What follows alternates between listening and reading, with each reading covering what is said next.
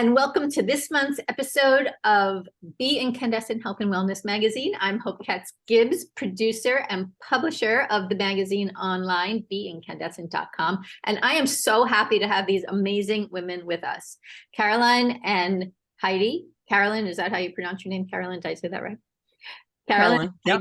They are the founders of this amazing organization called Peacefull Kids. And I found Heidi on LinkedIn because I am a positive psychology fanatic. I may have mentioned this before, but I went to Claremont Graduate University to study it at 55, and that was kind of a joke. But I learned so much, and I'm just incredibly impressed by anyone who actually finishes a program like that, as Carolyn. So ladies, introduce yourselves. Tell our audience a little bit about your background. Carolyn, why don't we start with you? Because you're a teacher, and Heidi, you are many things. So I'm going to throw it over to you. Okay, thank you, Hope. I'm Carolyn Rabidoux, and I am one of the co-founders of Peacefull Kids. That's what I currently am working on. But I spent my career in education. I was 36 years in education, always wanted to be a kindergarten teacher. That's all I wanted to do. Went to college to do that and started as an elementary school teacher in a private school back in the 80s when there was no jobs in New York State to be had. Quickly got my master's degree in special education and went on to teach special needs students for about 15 years. And then transitioned to general education, 6th grade. I did a lot of work in the middle school as a special educator and a general educator. And 23 years into my teaching career, I decided again to pivot, and I became a school administrator. Had a dream job of an assistant principal in a wonderful school district in an elementary school, grades 3 through 5. And then all paths leading me back to special education. I ended up being the director of student services, which oversees mental health, nurses, health, and all of special education and just about everything else that is non-academic related. So it was perfect in my career because I was always a huge proponent of the social emotional wellness of kids, and not just supporting their academic achievement, supporting them behaviorally, socially, emotionally, because we know that that's going to support their academic achievement.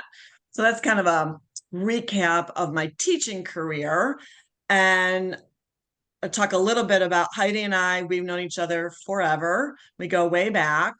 And in 2008, before yoga in the schools was a thing, Heidi came to me and said, "Hey, I've got this training in yoga for kids. What do you think?"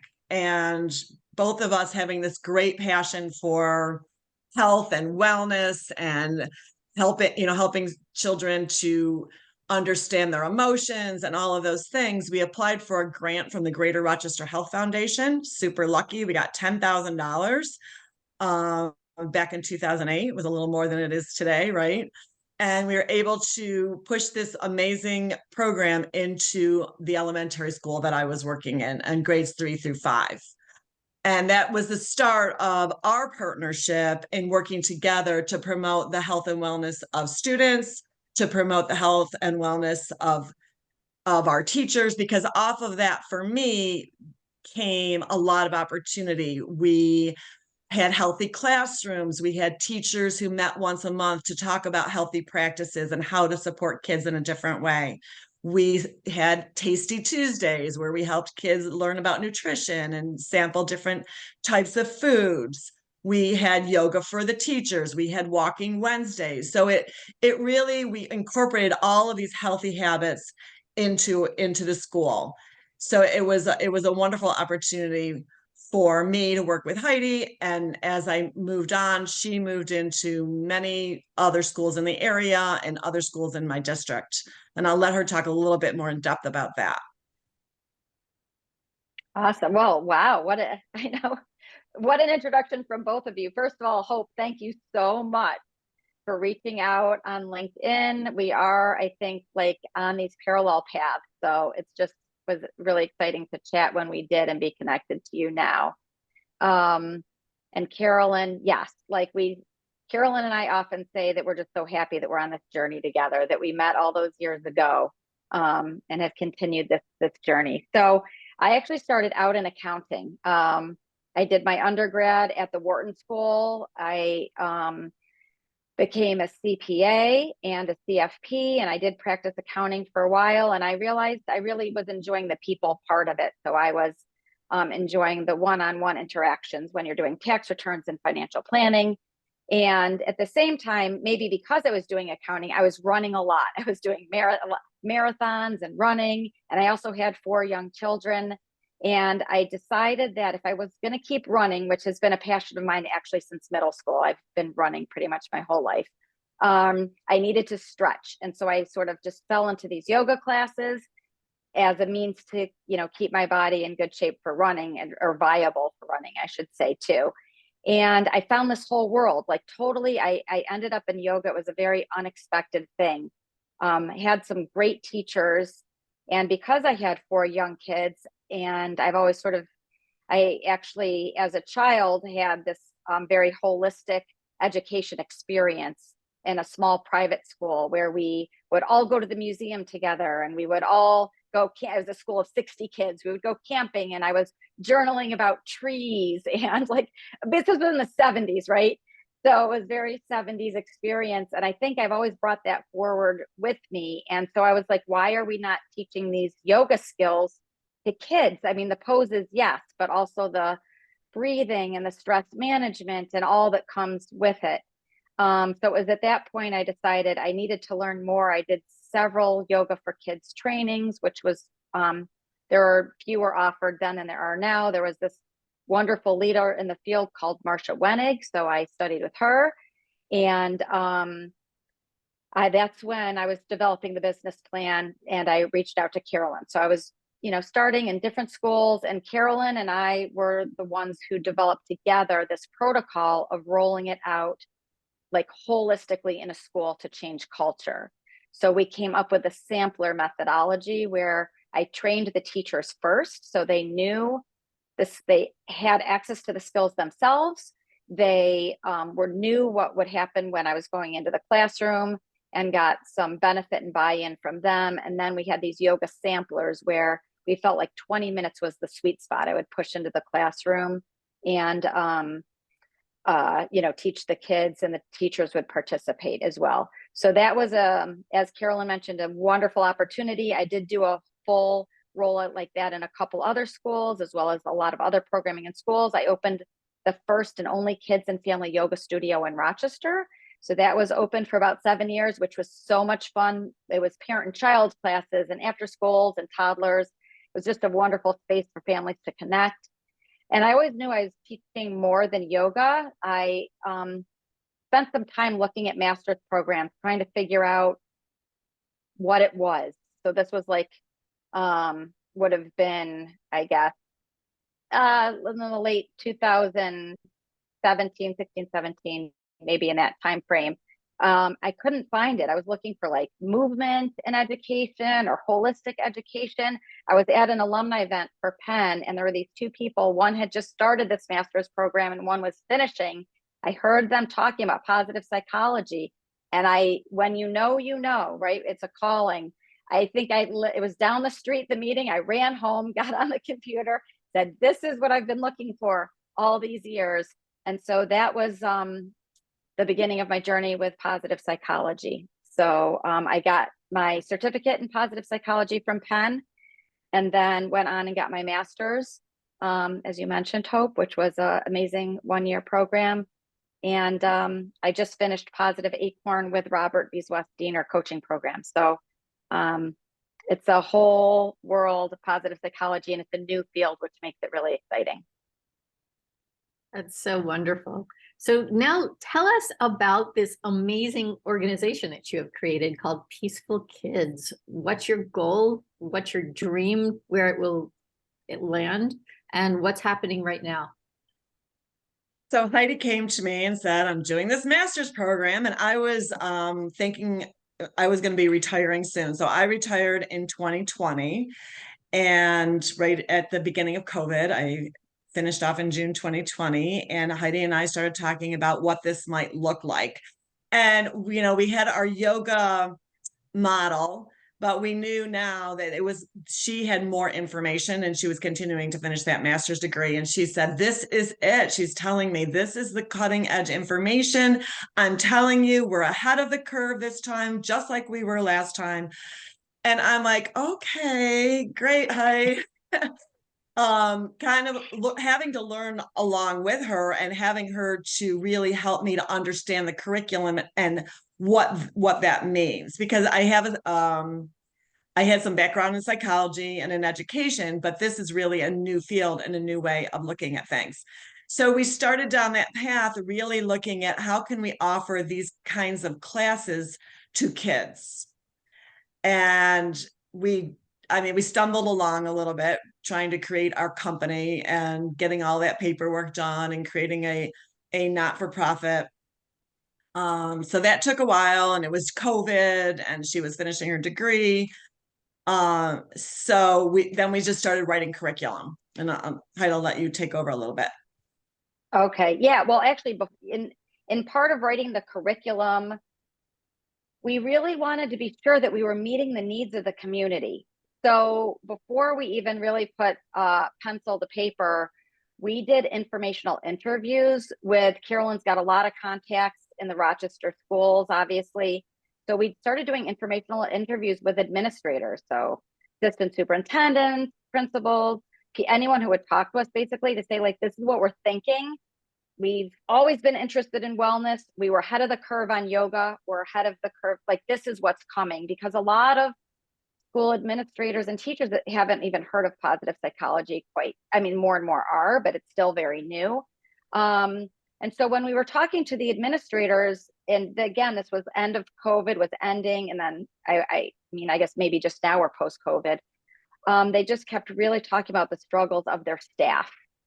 So we really made a determination at that point, and that we needed to, I guess, maybe triage is the word, or like sort of understanding the school dynamic, which we always have, that helping teachers help students, and that we needed to start with the teachers and to bolster them at this point in time. So we made that decision and wrote our first module for teacher well-being. And we decided that, and again, this is, it sounds so simple, but it's actually a really radical concept, that we were going to create a course that we don't even talk about disseminating this in the classroom. In our course, we do not talk about, the teachers, if they bring questions regarding the classroom, that's fine, but this is for their well-being. So we're looking at teachers as people first. And again, that's really kind of radical at this point in time, which we're really excited about. Yeah, it's kind of crazy because we did some research, as much as we could. And, every station on the news is how stressed out teachers are, right? And teachers need support. And one of the things that I say to teachers in one of our trainings is that we know we're here to support you. And we know a lot of what you hear, and we always get kind of a chuckle out of this, is we know you're stressed out, so go take a yoga class, go take a bath, go running, eat an apple. Because people really don't know what to do and how to support the teachers. And what was a huge, first of all, the teachers are like, I don't have time for a yoga class. I told you I'm stressed out. I've got too much going on. And people really were floundering on how to support their teachers. And what was a huge aha for me in looking through programs, we didn't see anything out there that is to support teachers, just teachers. There's lots of social emotional learning. And we looked at, there's a lot of programs out there for kids and teachers supporting kids and talking about social emotional learning. But what we realized that this is a huge gap and a huge, huge need. That being said, and one of the things that you asked about, Hope, what are some of the things, the barriers, is time. Districts are struggling. When would teachers be able to access this information? Many school districts have 1 or 2 training days in a year, and they need to train teachers how to teach reading and how to teach math. And So we heard a lot about time, and we heard a lot about we can't add one more thing to the teacher's plate. So those are some of the obstacles we've been trying to overcome and figuring out how to reach the teachers. The last thing, we did do some focus groups before we rolled out our course completely and got feedback from groups of teachers to confirm that we were on the right path. And we did get really good feedback, which is why we, wrote the other 7 modules and are now disseminating this in schools around New York State. So cool. So give us a taste of it. So I'm a teacher, and well, I mean, the first step is really like what Carolyn was saying, is the acknowledgement piece. Do you want to talk any more about that, Carolyn? Or, I mean, is acknowledging where they are. Yeah, I think that's really, really important. And because I was a teacher, and, I was a teacher for 36 years. I was in education for 36 years. And when you're a teacher, you're always a teacher. You might be an administrator who is, a teacher who is acting as an administrator, a teacher. My kids used to say, Mom, why don't you know this math? You're a math teacher. I said, I'm a teacher who happens to be teaching math right now. But so you have that core, and that's something that I was lucky enough to have that passion for. So I can really identify with that struggle that that you go into the classroom every day. So yeah, the first thing we do in any of our trainings is acknowledge, thank the teachers for everything they do, or the educators, because we do this for support staff also, teaching assistants or administrative staff, anybody working in the schools.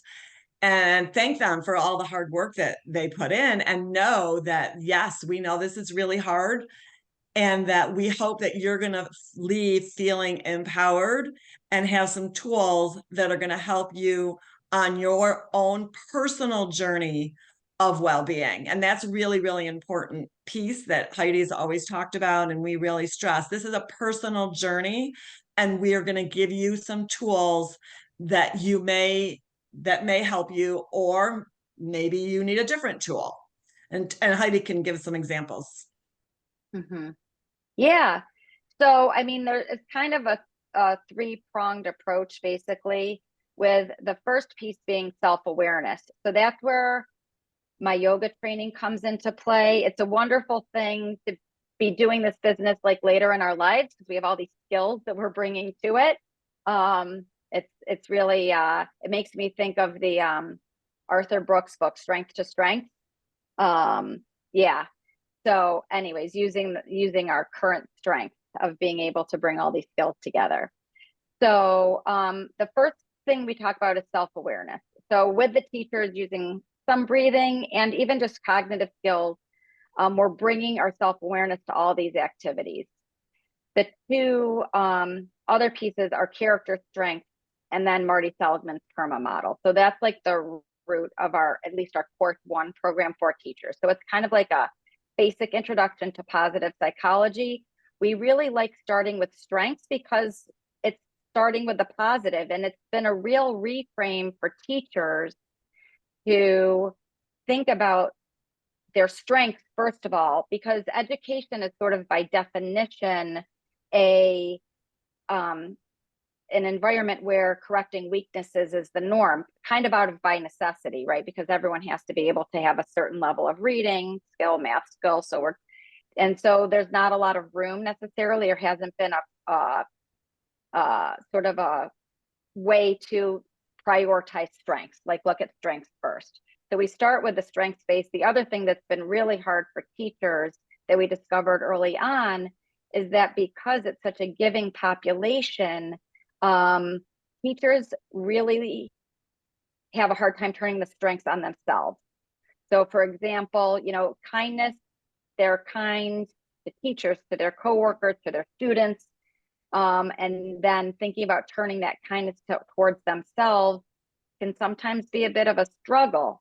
But we're providing this like self-awareness and support. Like, again, that's where the self-awareness comes in, when they realize, like, I'm not turning this strength of kindness towards myself, or maybe love, or maybe gratitude, towards myself. That's can be a very first aha moment for them. And that's in the character strengths piece. Before I go to PERMA, Carolyn, do you want to add anything else about that?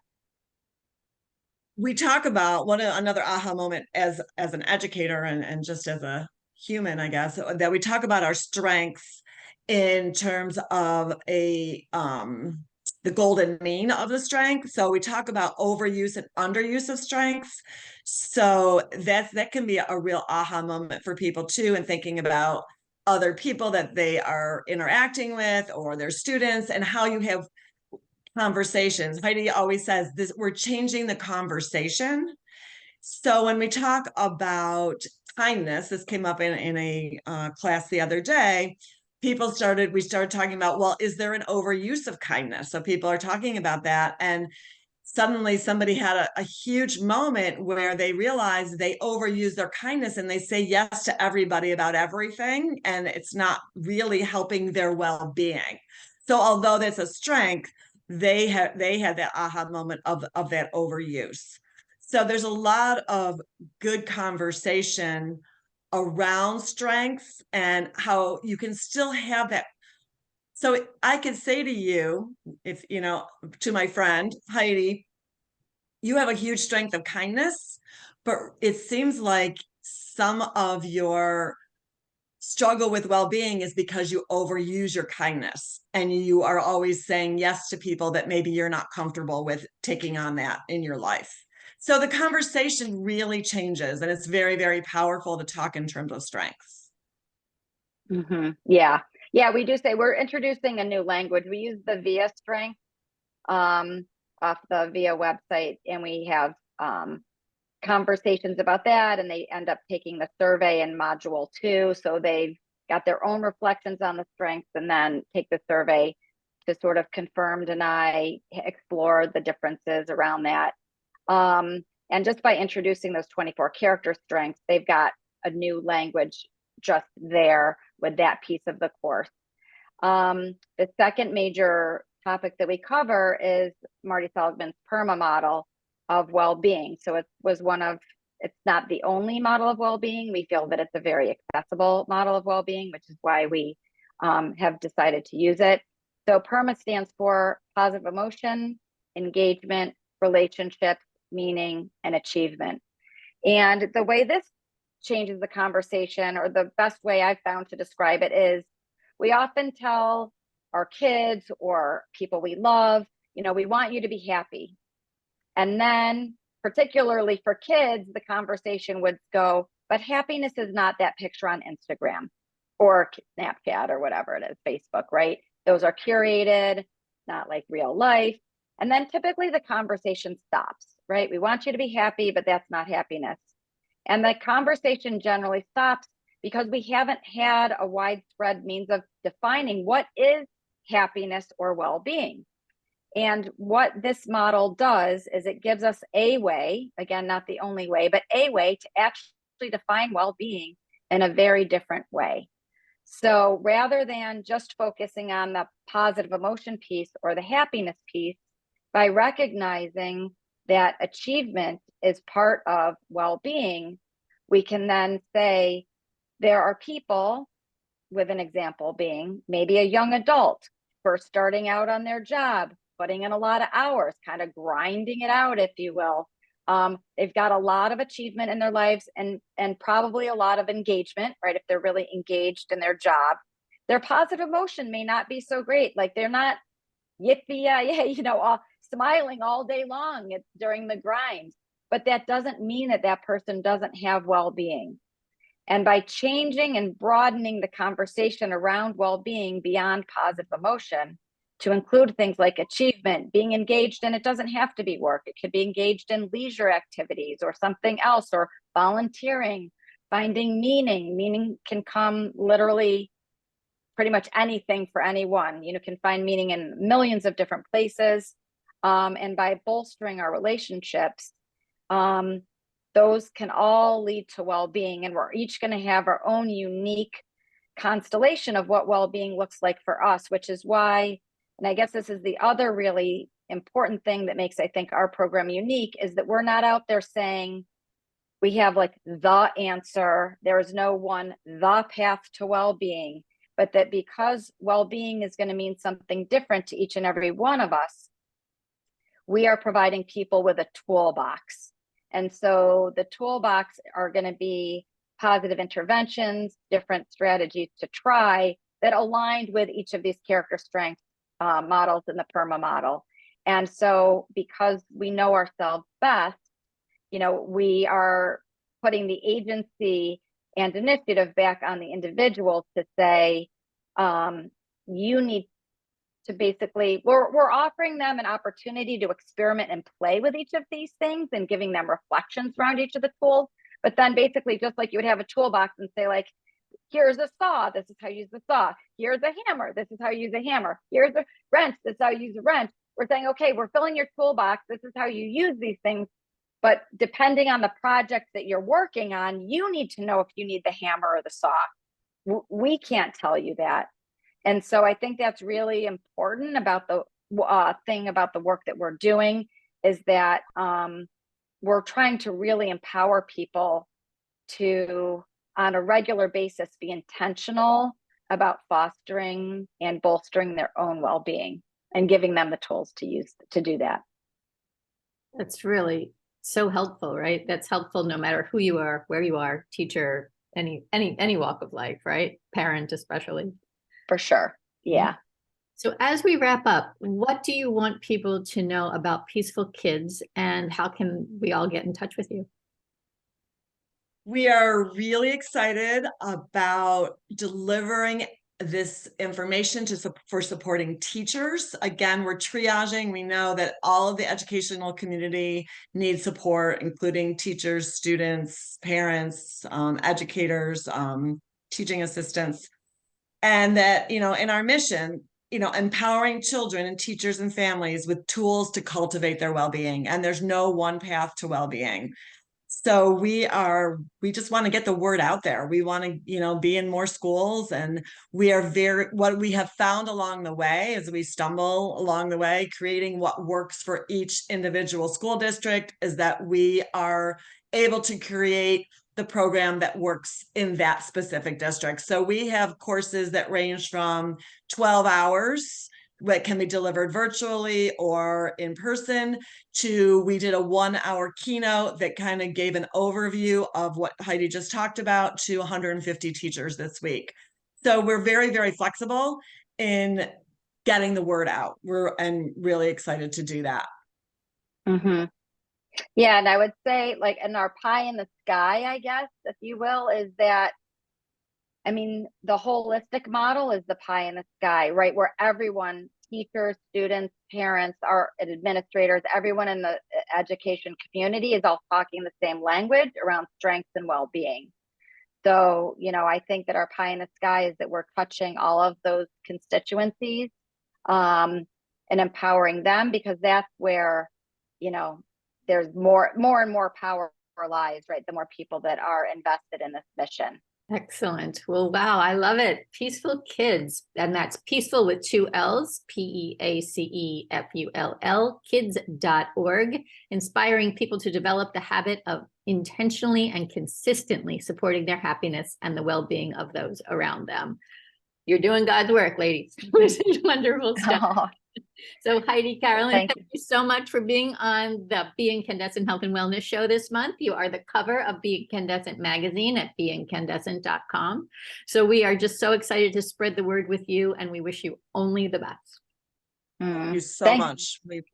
Our pleasure. Thank you so much, Hope. Our readers, our listeners, and our viewers, check it out, BeInkandescent.com, and especially this month, go to peacefullkids.org. We'll talk to you soon.